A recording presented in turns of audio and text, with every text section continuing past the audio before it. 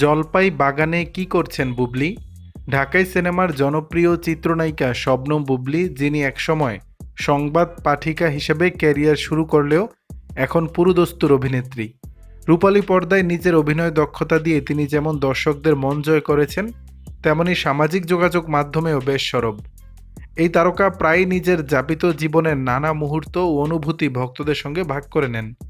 এরই ধারাবাহিকতায় সম্প্রতি তিনি একগুচ্ছ ছবি শেয়ার করেছেন, যেখানে তাকে দেখা গেছে জলপাই বাগানে।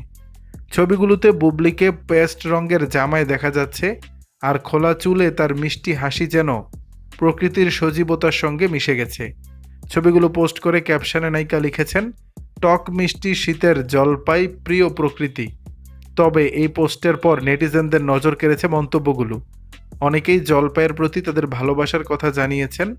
এক নেটিজেন লিখেছেন, জলপাই একটা লোভনীয় খাবার, কম বেশি সবারই লোভ জাগে দেখলে। অন্য একজন ভক্ত নায়িকার রূপে মুগ্ধ হয়ে লিখেছেন, জলপাইটা আপনার মতোই দেখতে আপু।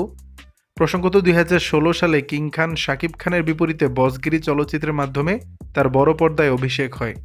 তার প্রথম ছবিতেই অভিনয় নৈপুণ্যে তাকে দ্রুত পরিচিতি এনে দেয়। দর্শক, বিষয়টি নিয়ে আপনাদের মতামত জানাবেন নিচের কমেন্ট বক্সে।